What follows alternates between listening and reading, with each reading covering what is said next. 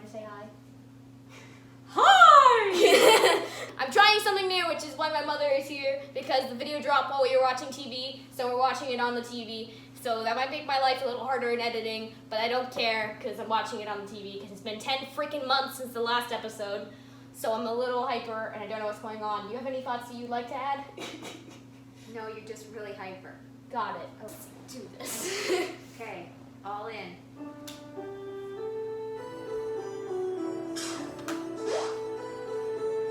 Thomas! Oh my gosh, you made it! We're so happy to see you! How you doing, you beautiful man?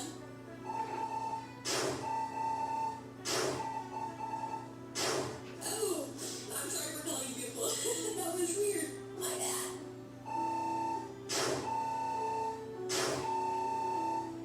You could call me beautiful, Mary Lee. You're beautiful. It's the wedding! It's the marriage. Anyway, what's new, Thomas? Anything exciting going on in your life? You know, just a callback. The race happens for Wednesday. No, probably not. Yeah, we have the couple for their first dance. Oh, sorry, Thomas. Gotta go. It was so great seeing you. Peacing out. That is so cool! And there's an 8-bit sound! Oh my god. Wedding sucks for everybody but people getting married. That's true. Whoa! Guess who just got a callback for an Alfred Hitchcock Lucas movie? What is the callback? April 13th. He has a prior engagement that day. The wedding. Nobody's perfect. Except for Thomas. He loves his friend. I want to go to the callback. I hereby sentence you to one day at the St. Clair's Chapel on the day of me and Mary Lee's wedding.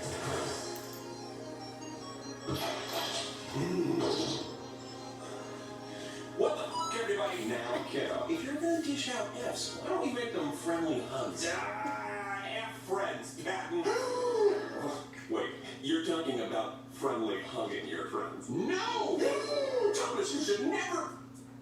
I mean, I'm surprised that you would say something like that about your friends. I always thought that when it came to your pals, that sort of language would be ineffable. Oh, it's very effable. It's effable as F. With a situation that's... You're not at all Ineffable. excited for them? With so much F-use thrown about, I doubt there's much he'd like to F-use about. Right, what do you mean? Am I not... Okay, you know what? Let's reveal. Let's do thank you. I hope we rhyme like this the whole way through. I hope so too. You will. So, let's... I already want the out. The wedding was a total bust. It was. It's just that going payoff point like we discussed. You mustn't think that going to a wedding to support your friends would have any sort of self-serving end. I don't. But how about more than just hello? You know, sometimes I get glad you're with me, but the state of things is icky. Is there something here we're missing? No! I mean, you know that we've gone through all of this before. Before it helped you get the cartridge of letting over your family and the rest. Yeah, the Oliver donut could have been my break. You could say, no one wanted to go more than that slummy snip. We pushed to do the ego-centric audition. And that's the same. We still have to do it, but we lost it. See, the goals are like the goals, but we actually... After forsaken, you were saying that we both have lost our way. But in your face, I saw this pain, and so I made this choice. And now I was decided my dad, I'll just feel this way. What? The way I'm doing my theory just watched as his bride right away. Figure again. I feel like to me not tonight, but in time you might. I don't know, I think this feeling's here to stay. It is a pity to admit he could have done more than just sitting at that wedding feeling. Quit reviewing the game. That's so cool! An upsetting conversation happened in such a fun way. Oh, why didn't they just talk to us more? Wait a minute. Why didn't I just talk to them before the wedding? I mean, I kind of brought that up before, but I got shut down faster than an Antarctic ice pop shop. So, oh my gosh, I'm so stupid. I could have just told them everything. If my one interaction with them was any indication, they obviously wouldn't have cared if I wasn't there at all. Maybe so. Wait, are you having second thoughts about choosing to go to the wedding, Roman? Oh, no. Of course not. I just wish we could have known how they felt. Maybe you could have, I don't know, made things a little easier for us. Well, you know, hindsight is 20/20, so. Okay, but if you're a sighted person with less than 20/20 vision, you don't just ignore whatever you see in front of you. I see. We should start looking into ways to predict the future. Very good. What I'm saying is, I know Lee and Mary Lee. I can predict how they might act in specific situations. I know that they are very understanding people, and I should have used that knowledge. That would have been using foresight. But I didn't do that. So I made a decision with a blindfold on. But in Patton's defense, people are complicated, fickle things, aren't they? You think you know someone, and then wham, out of nowhere, they fill your apartment with feral cats, and now you're somehow responsible for the vet bills? You've got to give them away, but despite your cat allergy, you've endeared yourself to them, especially Mrs. Snuffles. Well, like Mrs. Sniffles, because of the allergy. Your point being? Foresight isn't really the most reliable tool that we have. Cool, so we don't use it at all? We did use it. You've known Lee and Mary Lee for most of your life, and they've always lent a helping hand when you needed it. That's true. When your car broke down an hour out of town, who was the only person willing to come out and give you a jump? Mary Lee. I don't know what good she thought jumping would do. What you needed was somebody to fix your car. And Lee always had my back in high school after I came out. Exactly. Now here, they met up with you face to face to tell you about their wedding engagement. Biggest day of their lives. And they asked you if you could be there.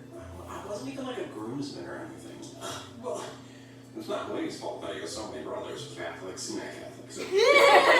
We didn't have the first clue how it would make them feel. You thinking about giving their wedding a pass, all because of a callback that really might not work out. And not that you're not a talented guy. No, yeah.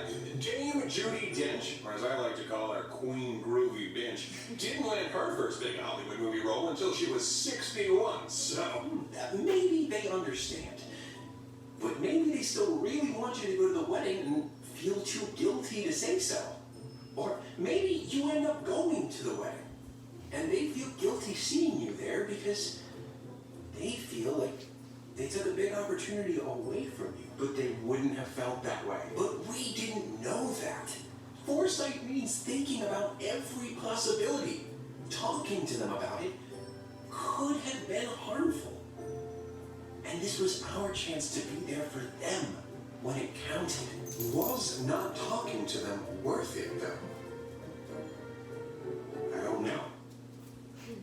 Whatever happened to karma, you know? You do something good, good stuff happens to you. Right, yeah. Why is the saying, karma's a bitch? Why can't it be, karma is a very fair person? Why does their complexion matter? Well, kiddo, unfortunately, life isn't always like your video games. Sometimes you can make all the good choices and still not get the good ending. I don't know if there even was a good ending to get. I'm pretty sure there was. He's got a good fellow, which nobody can deny. Nobody can deny. Roman, that actually does sound jolly good. I mean, sure, it does sound very jolly, and we can all agree that you are a good fellow. Can we all agree on that? Oh, yes, I can. We can all. Okay. I understand now that I have been a little much the mayor of Munchkinland. Sure, when it comes to giving Thomas the third degree on his integrity. Right. And yeah, it's my job to keep you on Santa's nice list. But I haven't been making you feel very nice. I don't want to make you think you're some stupid, dirty, rotten, filthy, silly, Billy, no good for nothing, white, rat, scoundrel bitch. Okay, thank you, Rowan, for your help. You're welcome. I'm done I need bloopers asking, for that. is Thomas a good person? I'm just here now to help you be as good as a good bud should. Okay, that's a relief. I think. So yeah, you are a good fella, but not every good fella gets a big award. Only Joe Pesci. I saw that coming. What do we get? Sometimes, just just this. A bagel? What? No, maybe. No, nothing. It's nothing. Oh, sometimes you can't get anything because Sent a lot another of the song time, rap thing. people need something more than you do. Like, let's say you pass by some sort of stop where you Frogger. can buy games. Frogger. A game store. You mean the internet? I'm not going outside. Oh, come on, Roman. Video games mean so much indoor time that they should cost a little outdoor time, don't you think? Anyway, you see a poster for the latest installment in the Frogger franchise. Oh, you're such a dad. Buddy, Frogger's not really a big thing anymore. It's That awesome. isn't it? I love it. There is no video game character as cool as Frogger. Oh, He Hubert. eats fly for breakfast. Oh, okay. And trying to cross a busy road without losing his froggy life? Can you Talk say about Frosty Road? like, you're such a dad that it's too much to handle sometimes. Everyone's raving about the new Frogger. Best one yet. Is that new Amazing one? graphics. No. At least 16 graphics. Do you even know what you're saying right now? And, oh, hey, it's on sale for about, I don't know, as much as a hot dog's worth. And that's how much you get when you return a game. You have just enough money to buy it, but as you walk up to the door, you're stopped by a homeless down It's in the Pokemon! Anyways, whoever you want. Oh, come on, Patton. How is Thomas supposed to feel empathy for this person if he has no one to visualize? Alrighty, it's Leslie Odom Jr. What? Why Leslie? I need backstory for this. What happened, Pat? I don't know. He spilled his drink on Stephen Sondheim at a party, and Sondheim said, "Gosh darn it, Leslie, you'll never work in this razzle-dazzle town again." He should just move to another town, right?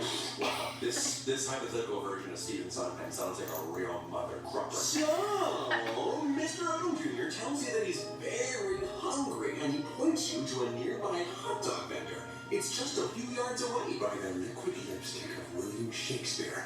A hot dog would cost Thomas his entire Frogger fund. It's all coming together. What do? Pretend you're talking on the phone so he leaves you alone? Tell him, I don't have any money, Leslie. Hightail it the heck out of here. Buy him a hot dog, or do you hightail it the heck out of him?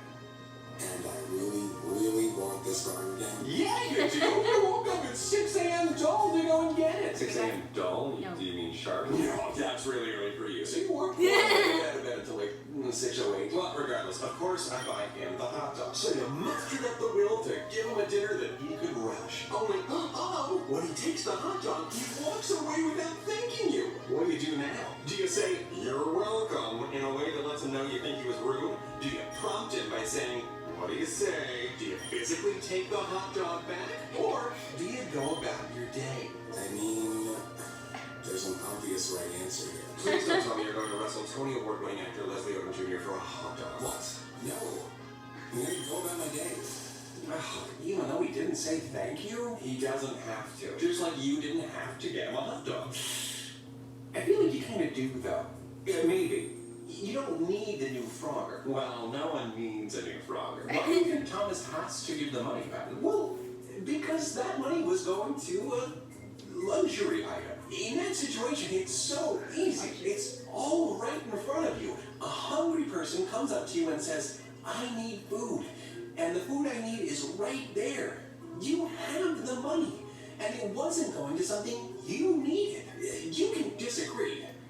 But I feel like it might be kind of wrong to keep the money for yourself. Mamma mia! Jesus Christ, superstar! What is that? It's just me, Logan. I've taken this form because I didn't want to be too invasive. You very much did not succeed. What you doing, Logan? Well, determining what feels right or wrong for you isn't really my area of expertise. Seeing how there's not much left at stake at this juncture, and that regret, unfortunately, is a process that can't be expedited, I decided that I need not expend too much energy on this matter. However, I felt that it would behoove all parties involved if I provided relevant information to serve as supporting evidence to any of the arguments that are made during today's discussion. Neato! So you're making your little factoids optional this time around. Facts. Factoid is a term coined by Norman Miller to describe false facts invented for magazines in order to manipulate their readers. And yes, I suppose they could be viewed as optional, your two options being informed or ignorant. Oh, I've got this one, guys. Fake news. Ignorant! I'm just kidding. Roman, you shouldn't push people's buttons. Enough joking around, Roman. Go on, Logan. Jesus Christ, superstar. I said I'm telling you. Guess I won't be wrestling a hot dog away from Logan. Cause he thanked me? I'm sorry.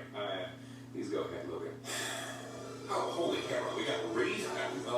It would be an estimated annual cost of $20 billion to eliminate homelessness in the United States, according to Mark Johnston, the lost all that. Okay, Americans spend more than $20 billion on Christmas decorations and flowers every year, so it would seem that many Americans do have the currency to spare to end homelessness in the United States forever.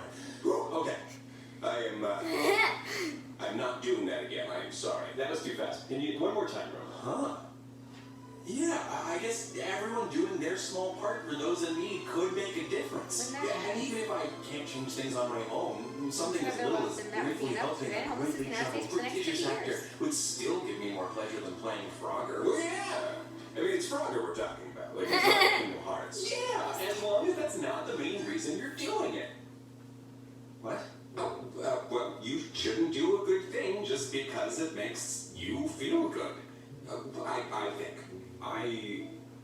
You literally said the opposite to Deceit when we were back in the courtroom. Yeah, I did. But we all agreed that in that situation, the right thing to do was go to the wedding, which didn't feel good. You didn't agree. Oh, so I was wrong. Not to mention, Deceit said that you'd be doing the right thing for a selfish reason if you did it for your own emotional gain. And you agree? Definitely. Maybe? Great. I love that movie. I mean, yeah, I think so. What do you think? Oh, well... Wait, what? I think we all know I'm not exactly an expert in the moral medium. Go ahead, Roman. I'd like to hear from you. Yeah. Okay. I don't know how much it matters why you do something. What do you mean? Oh, it's nothing. It was stupid. Oh, no, please continue. Yeah, I'm sorry, Roman. Okay. So, like, say a very handsome prince. I don't know. Leslie Odom Jr. His old son, I couldn't keep him down. Yeah, that's right. From homeless and royally screwed to castle-dwelling royalty, too. Just your typical Tuesday. Leslie offers up a reward. What's the reward? Leslie's famous cake. Phrase it. What? Leslie's literal cake that he baked. Oh my gosh. He offers it to whomsoever is able to rescue his kingdom from the clutches of the stupid who is currently occupying said kingdom. Even if someone rescued the kingdom for the reward, I don't know. I just feel like it doesn't make much of a difference so long as all of the denizens are liberated. Huh? That is something that I don't know if it's right.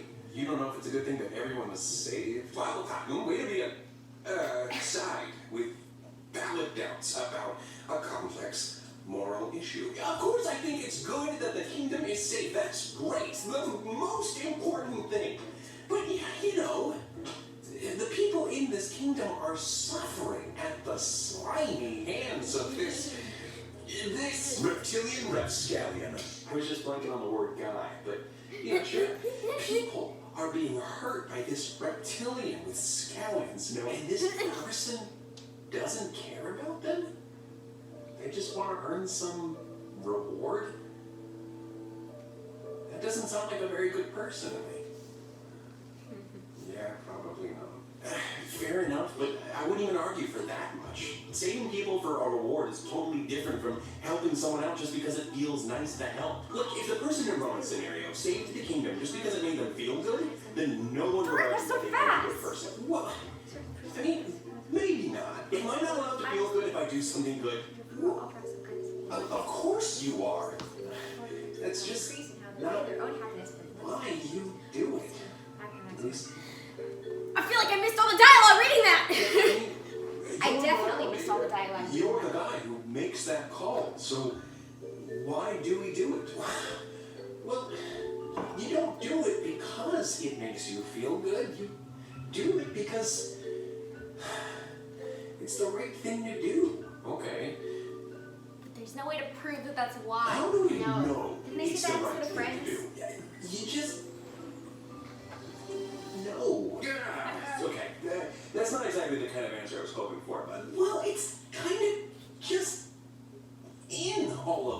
You know? Why is killing and stealing illegal everywhere? Why do we all agree that that's not okay to do? I think it all comes back to empathy. Humans understand each other. Not We know everybody. what feels good and what causes pain. If a whole kingdom is in danger, well, everyone kind of knows that the right thing to do if you can save a large group of innocent people is save them. Okay. There's nothing wrong with getting something out of it, though. Let me ask you this. What if you can save a large group of people by hurting another innocent person? Oh, You said the right thing to do is to save the group? The impossible puzzle. Can't. I love how all the pictures, they're all your friends. It's always your friend. No, those are literally his friends. That's how it works. Constructive criticism? Classic maybe book that's the off big of- scenario yeah, see? where my Trolley friends problem. die. Okay. I'm really not trying to argue with you, Patton. But you said everyone knows that it's right to save innocent people when you can. Is that not always true? Well, not when it's like that. It's never okay to hurt an innocent person. So that rule trumps the other rule. Roman, you know we don't like to use the T word in this house. Oh, so the rule about not hurting Yeah, because people I was gonna. overrules the rule about saving people. Yeah, that makes sense, right? But what about the people that got hurt? That was a terrible tragedy that you couldn't do anything about. But you could have done something. You could have redirected the train. But that something wasn't an okay thing to do. Okay, so it's not about the end result then. It's about the how. Like how you do whatever you do. Right. The how. And the why. You don't let the train hit the group of people because you think they deserve to get hit more than the one person. Oh, no. I'm so sorry. Did you break my I blinds? popped up too close there. Thanks, Roman. I'm gonna pause You that really later. I'm cut gonna read the it. tension there. You okay? Oh yeah, I'm great. You sure? Yeah, I'm good. Figment of your imagination. So okay. So We loaded about up. the whole why thing. Samurai did the face. What is a good why when it comes to why I should do good? Yeah, I know you said earlier you do it because it's right. So I guess what I'm asking is, what do I do it for? What's the outcome? What motivates me? I mean, I don't have all the answers, but I would say putting more good into the world. I wish that was a more satisfying answer, but it just isn't.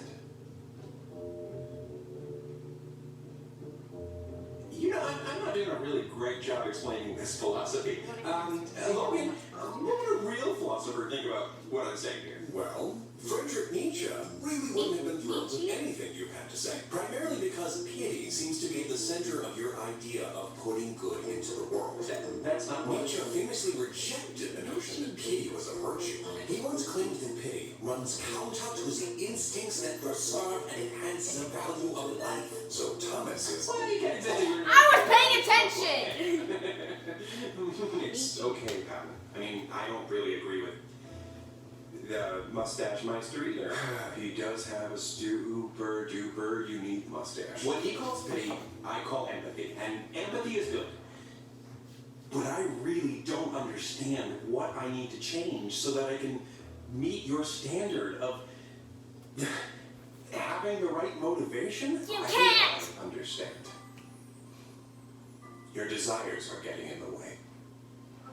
The problem is, in all honesty, that He's you perfect. want to spend your money on that new Froggergate more than you want, or even think to give your money to the homeless, and that you wanted to go to that callback more than you wanted to support your friends. The blame falls to me if you're missing that do-gooder drive. I think it's because I'm in the driver's seat, and I'm an awful driver. I don't want to laugh. Perhaps I don't. Left. Perhaps I should let Pippin take the wheel. Roman, I only mean well when I say that that is the stupidest thing Okay, you I'm have laughing. ever said. No, Thomas. You're just blowing smoke. Really, Roman, it's the opposite.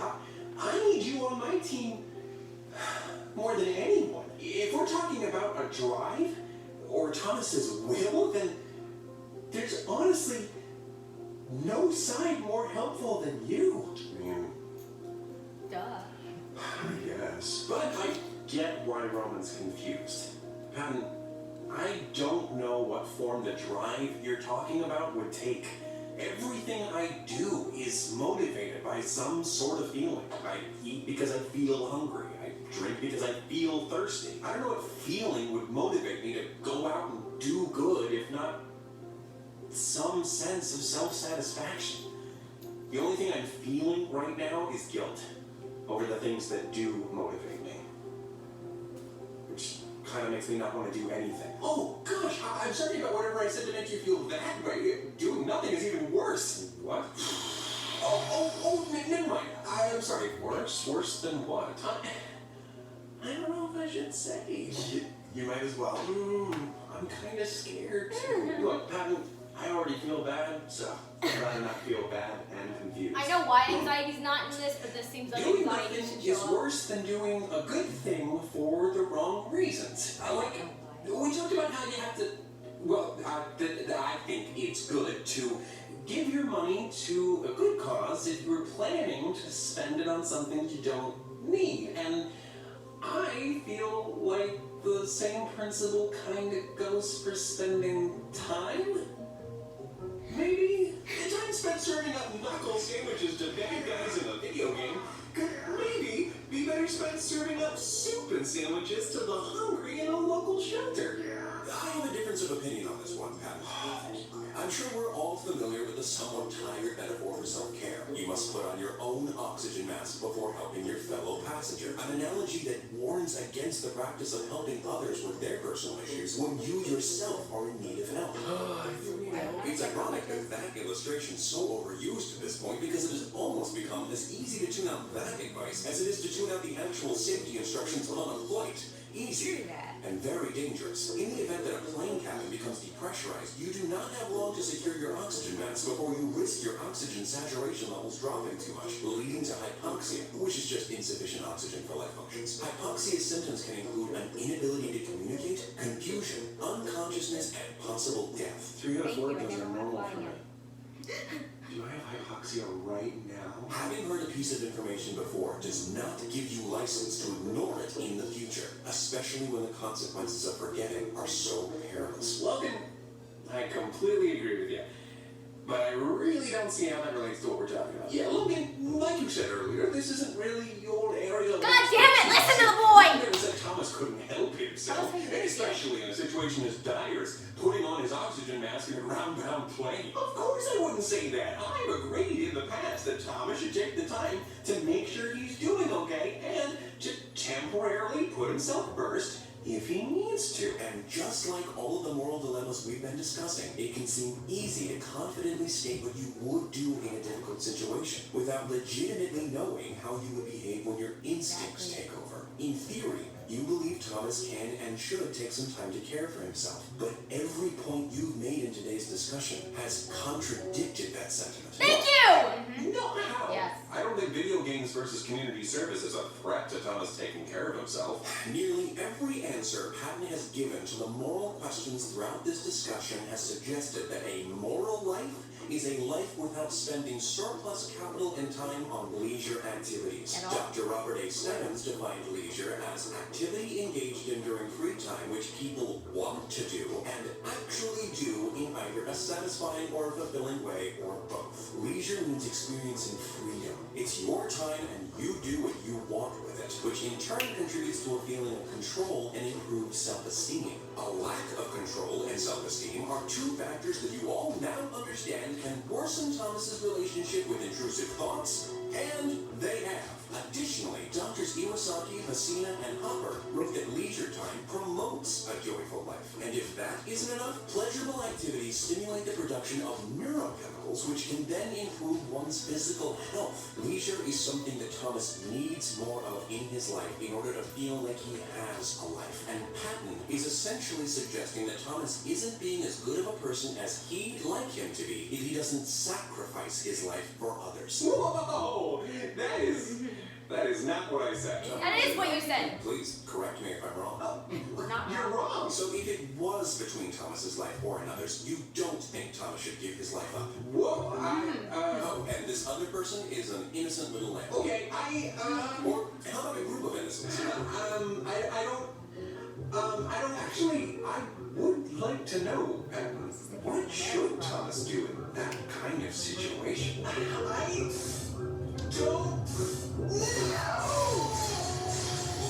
You broke him! It's okay, please. Wow. Oh my gosh. People who lay down their lives for others as the greatest heroes, so I don't know. You don't know? Earlier you suggested that all people naturally understand right and wrong. Lily Patton. Should Thomas die so that others Why people may are like, live? villains should just die. Maybe, or maybe not. What do I know? What you think, Thomas, he gets your life, or Leslie's? Like a slow wit at Heracles Patton. Leave Leslie out of this one. But how is Thomas supposed to feel empathy for this person if he has no one to visualize? Is there no one else he can feel empathy for? You're right, bro. Thomas's life, or Lee and Mary Louise. Why are you doing this to him? He's gonna have nightmares. It's up to you.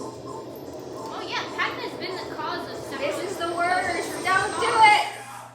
Thank you! This isn't working. This entire conversation has become so muddled due to a constant misleading misuse of conscientious language. Right. You'll need a sharp side to cut through all this bull. Here he comes.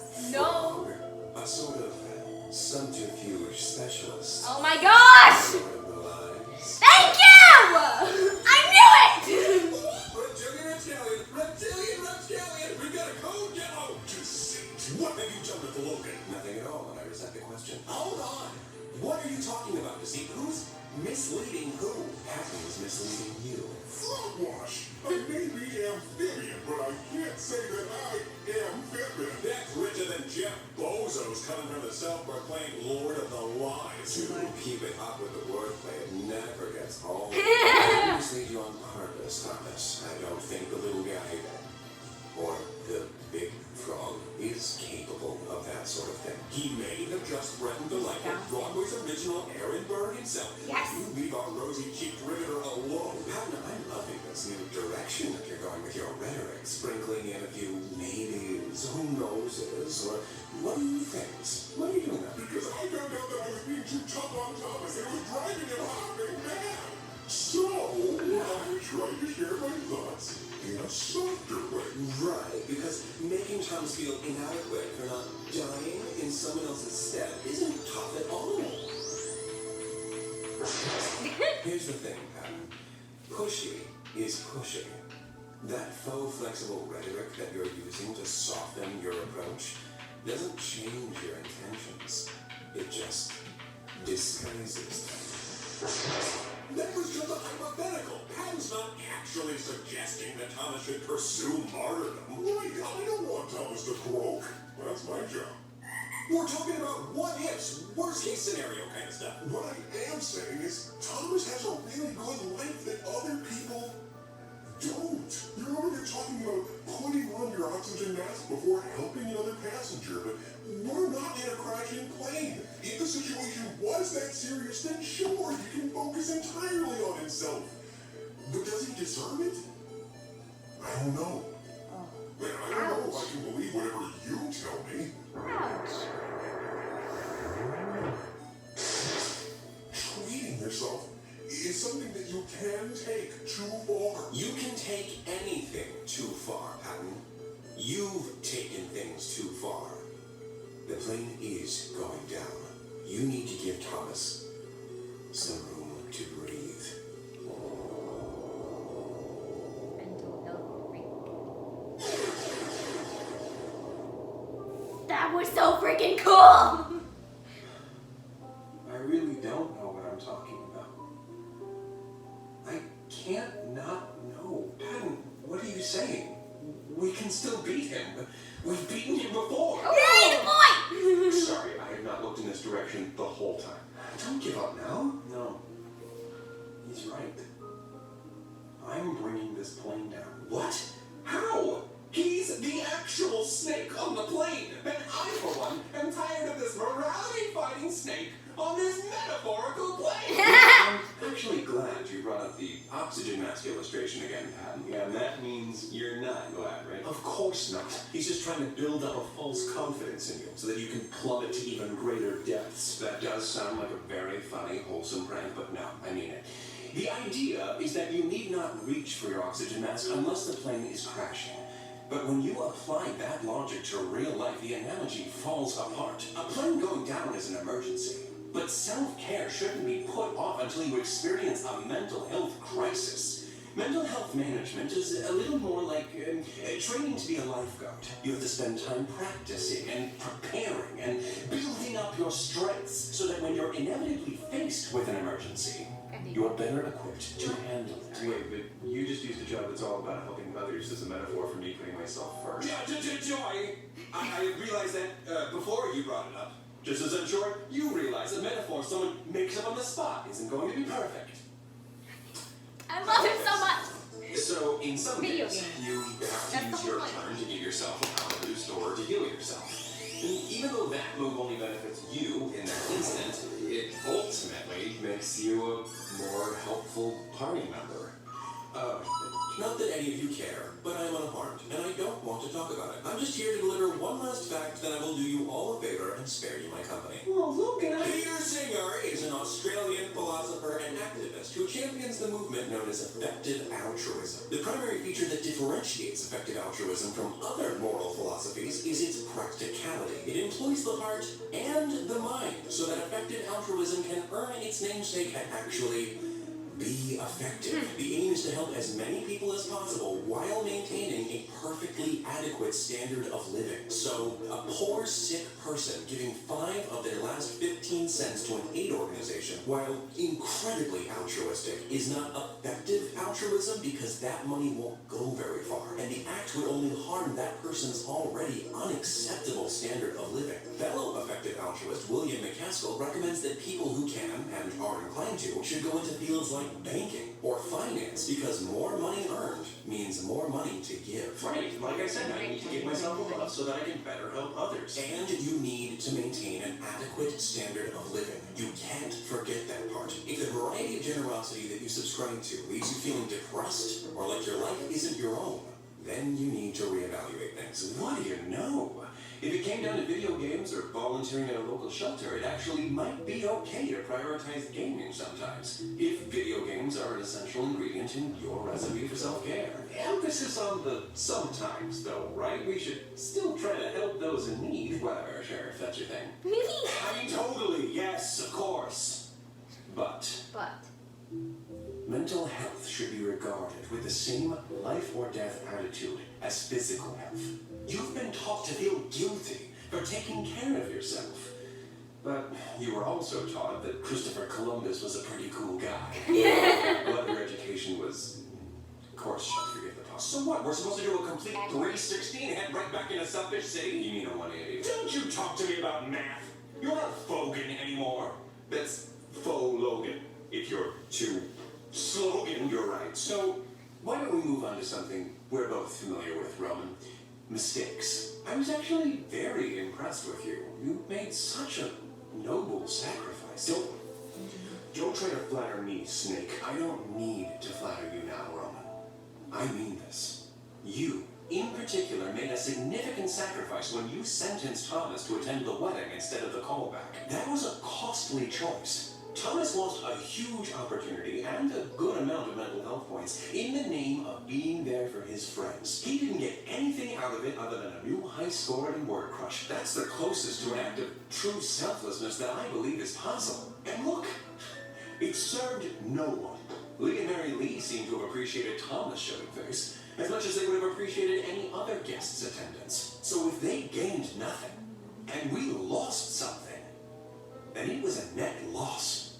So maybe selflessness isn't always the answer. Okay, well, that's over and done with, so what now? You need to unlearn that selfish is a dirty word. And for your sake, you need to start practicing a little more selfishness. In moderation, as all things should be. Well, almost all things. What do you mean by almost all things? You're right, we wouldn't want to plant too many trees. Just think of all the CO2 that might be absorbed. Huh? You got me there. Well, when is it enough? Trees? No, selfishness! How long must we act selfishly until Thomas is ready to start putting more good into the world? A good question for another time. But I'm sure you'd have us believe that that time will never come. And even if it does, what's to stop you from telling us that we've done enough good for others? When maybe we could do more. Oh, Thomas dropped a dime in the St. Jude charity box. What a good boy you are, Thomas. Nay, I say! We are ethically compromised if we give the Bananaconda a seat at the table. Bananaconda? It's a yellow joke. I get it. I don't know that we are. We can't trust him. He's not lying to you! Back on things we've known for years. Rights and wrongs. Shoulds and shouldn'ts. How can we trust him? I don't have a simple answer to that question. But here's a start. Oh. My name.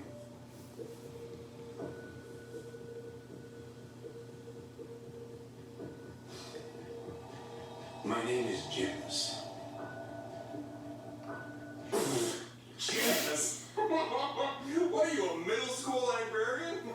He did not say that. Stupid name. Oh, Roman, thank God you don't have a mustache. Otherwise, between you and Remus, I would know who the evil twin is. Nice comeback to see. That was definitely well deserved. Was. Are you guys seriously I'm going to take his offended. side? No, over me? Thomas. He didn't deserve that, Roman. And I loved you I a thought I bit. was your hero. You are.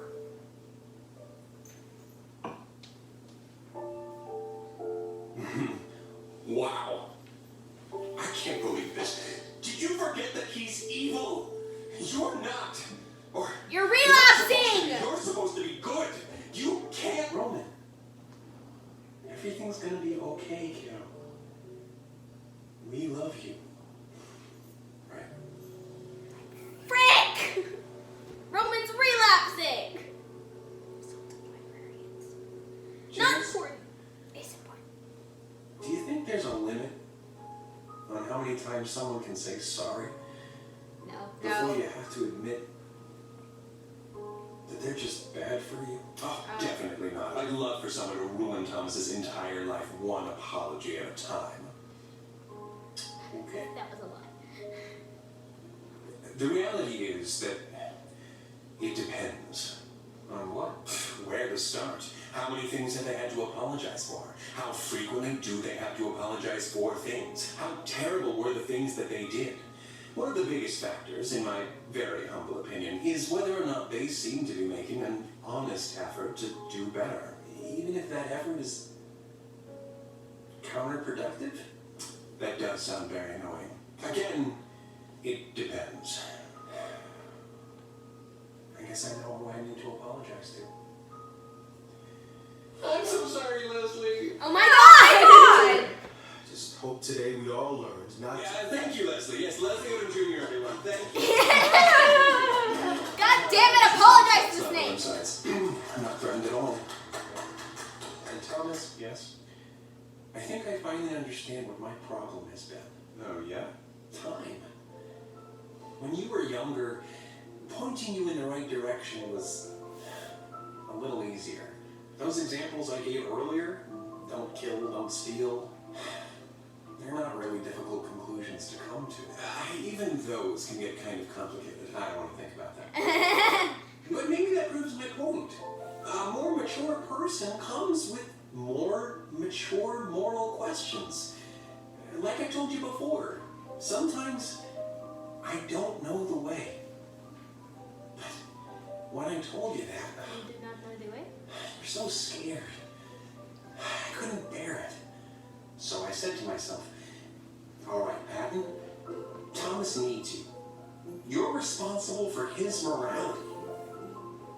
You can never not have an answer for him. And then I promised you I'd keep fighting. Unfortunately, I learned the hard way that giving too simple of answers to complicated questions can do more harm than good. So, I'm sorry.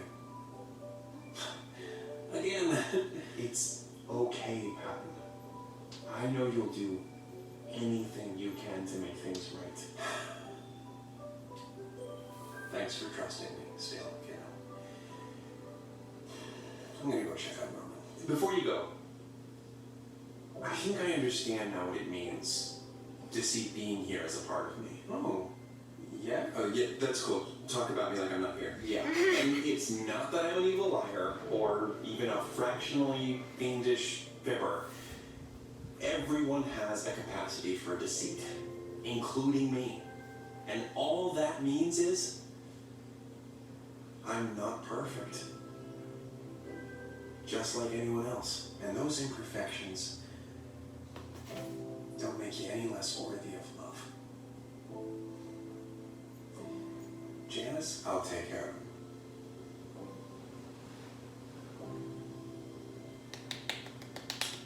Idling!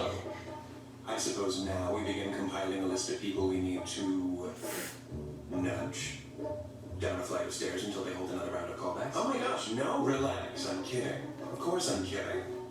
Wink. Baby steps. No! No baby steps! No steps! And no throwing people down them. No violence. You're right, of course. There are much less barbaric, much more fun forms of sabotage. Don't make me regret trusting you. I don't want to be stuck with an evil snake boy. You're not stuck with an evil snake boy.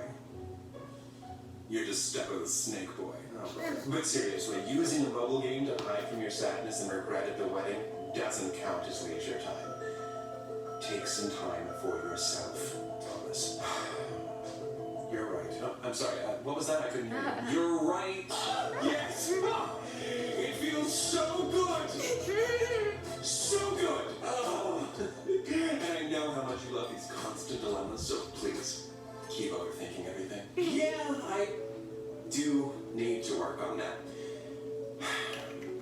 While there is likely more that you can do to put good into the world, you shouldn't beat yourself up over what you can't do or what you haven't done before. It doesn't help anyone, so don't overthink it. Just try. All you have to do is try your best to be helpful and to do your part, whatever that is, with the understanding that you can never get doing good down to a science. It's going to look different for everyone. And don't be afraid to give to yourself either. If someone else ever did as much for you as you've probably done for yourself, you would owe them everything. Treat yourself the way you would treat someone who has endlessly labored to give you a better life, or who has always helped you to remain on your feet through the toughest, most emotionally challenging periods of your life. Try to find your balance between doing good for others and doing good for yourself, because finding a universally correct balance between the two is impossible. And sometimes painful. So just trust yourself. Until next time, take it easy, guys, gals, and non-binary pals. Peace out. End card. Give me an end card.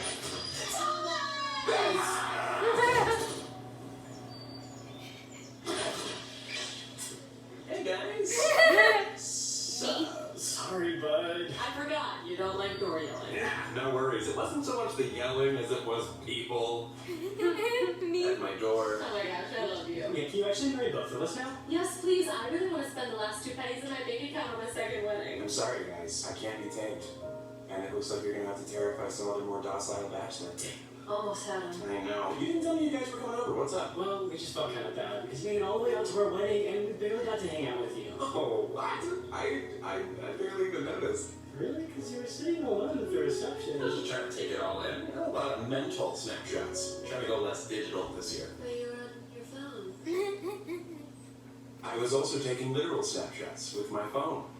I mean, phones are barely digital at this point, right? Totally.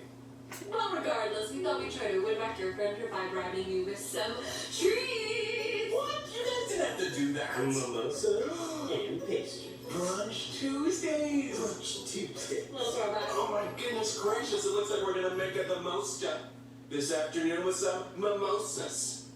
So this is like what you do for a living? Comedy? Yeah, I'm a hack. Well, are you busy? We could just leave these with you. Oh no, I was just playing Kingdom Hearts. A game that really centers around the concept of friendship. Would you care to join me? Why would you even ask us that? What about us showing up at your door with a bunch of brunch and some booze juice? Makes you think that we enjoy your company. Cool, come in. We can also do something else if you don't want to play video games. Well, seems like things worked out after all. Guess I was wrong about everything. You and I both know that's not true. Little Skies would be cool. You watch Little Skies, do what he can do. What is up, everybody? That's scary, but I feel okay. Okay.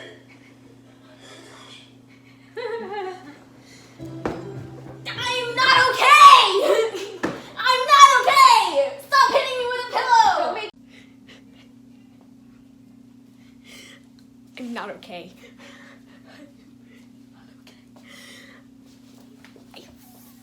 Freaking knew Deceit had to be there. I knew it was gonna be a Roman Patton-centric episode, but I knew Deceit had to be there. And oh my gosh, Janice! Oh my god, that's such a good name. I knew it. I should have thought of that sooner. Because of Sherlock with the Janice cars. And the Greek god fucking, oh my god, I can't believe I didn't think of that sooner. I love Deceit so much. Okay, I love him so much. He is so amazing. I was so conflicted though, because at first it seemed like you were feeding the Rosette shippers, because the people who ship Roman and Deceit. At first it was like, Deceit's genuinely complimenting Roman. This is exactly what I said would fuel this ship. And then immediately tore it down. Also, Roman angst. So much Roman angst. So much.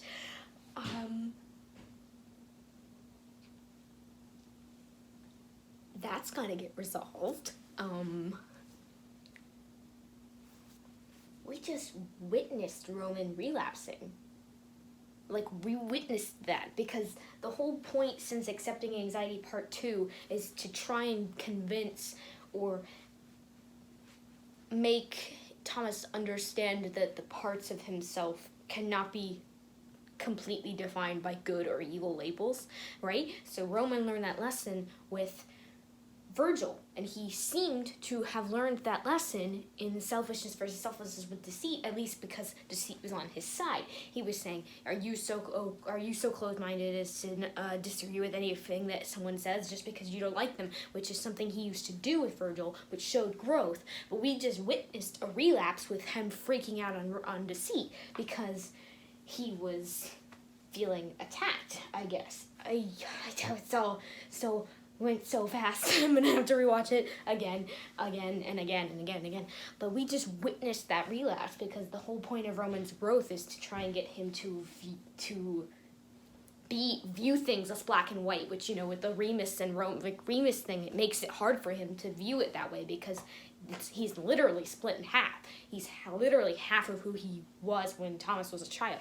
So it's hard for him to learn to think like that, but he was making progress. But something Deceit said during that conversation made him relapse. And that's super interesting, and it better get addressed. I'm gonna get so mad. Also, I freaking knew it. I knew it that Deceit was gonna show up. I'm so glad he did. I love the name Janice. That's so good. It took me a couple times for them to say it for me to hear Janice. I thought I was like, what did they say? That happened to me when they said, I can't remember whose name. Something happened where it was like, what's his name? What's his name? I couldn't hear you very well, but oh my God. Also, it's funny because when I was watching, I was like, he hasn't lied to you, talking about Deceit, because if you pay attention, you can tell when Deceit's lying and when he's not, because he has reasons to lie and reasons not to lie, and reasons to tell the truth and reasons not to tell the truth, whatever. You can tell based on his mannerisms and the way he talks when he's lying and when he's not. So when I said he's not lied to you yet, I was telling the truth, because he hadn't really lied to anyone in that interaction. And my God, finally, Patton is addressed. Finally, because that's something that's been a huge problem, is Patton being the entire point of Patton is to be as morally positive or good as possible, right? But there's a point, especially in modern, like there's a point where that is self-destructive to be morally good, you know, which is what they got to. I'm so happy Deceit was all like mental health, because that was so good. Oh my God, and I died the whole video game aesthetic. Loved it. I love the freaking 8-bit theme song, and oh my God, the video game bits, all of those were so good and so well done. Are you gonna put that song on Spotify? The song where they're not really talking, they're not really singing, but they kind of are. You know, are you gonna put that on Spotify? You better put it on iTunes. I want to listen to it, and that was really cool. And I definitely missed several parts of the video reading Logan's pop-up messages, which, whoops, because I'm pretty sure nothing Logan had to say in the pop-up messages they didn't read was that important. I mean, some of it was, kind of, not really, but I read several of his pop-up messages. I'm tired. I read several of his pop-up messages instead of listening to the dialogue, and I felt like an idiot later because I was like, wait, what just happened? But it's fine. And oh my gosh, I died. I know why Virgil wasn't there, and why Logan wasn't physically there either, because it was supposed to focus on the moral dilemma between passion and being good, you know? So it was I understand why they weren't there, but sometimes it was like, this is where Virgil should be popping up and being like, everything about this is not good. This is not good. But I understand why he wasn't there. But oh my God, that was so clever to have Logan as the little 8-bit thing, and then to have just Deceit, just freaking Ash Ketchum, just like, no, I shall protect Thomas. And that was so awesome. I love Deceit so much. I love it so much. Sorry, I'm kind of freaking out a little bit, and my cat's messing with my tripod. Come here. I absolutely loved this episode, and that was so good. That was so good. I love Deceit. I love him so much. Oh my gosh. Sorry. I'm so happy. I'm so excited. There is not enough words. There are not enough words to describe how I'm feeling right now. I'm so not okay. I'm still, oh my God. When Roman made that joke about Deceit's name, I wanted to smack that boy, and trust me, I am one of Roman's strongest defenders, because I strongly believe that he is very under-recognized in the fandom community. I think he's underappreciated, and he's not given a very good rep, and that's probably because lately his character growth is being stunted because of the relapsing or whatever that's happening with Deceit, but I think he deserves more credit, so I'm one of his strongest supporters. But when he insulted the Snake Boy's name after everything Deceit had done to show that he was on their side, and after trusting them to reveal his name, I wanted to slap that boy, okay? I wanted to really bad. And oh my gosh. That was such a good clap back. Thank you. I know it came from a place of probably really deep hurt that, you know, thank God you don't have a mustache or I wouldn't be able to tell who's the evil twin. But I was like, that's such a good clap. He deserved that. He deserved to be knocked off that pedestal. But he also does need support right now because there's definitely there's something up with him. Like, there's definitely something else needs to be resolved there. And I really look forward to see how that goes down. I'm really excited. It's been 10 months, okay? It's been 10 months. The Sanders Asides was amazing, obviously. But it was, you know, a comedy, right? So it wasn't really, like, there wasn't really much growth happening or anything like that. This is different. This is so much different. Okay. Anyway. Final thoughts. It was amazing. I definitely am going to be rewatching it a lot. Amazing job to everyone who worked on it. You did fantastic. The 8-bits, the song, the little pop-ups, all the gaming references, the writing. It was all really, really well done. And I cannot explain how much I love it. Clearly, I'm having a bit of a freak out. But thank you so much for making it, and you should feel amazing about yourself.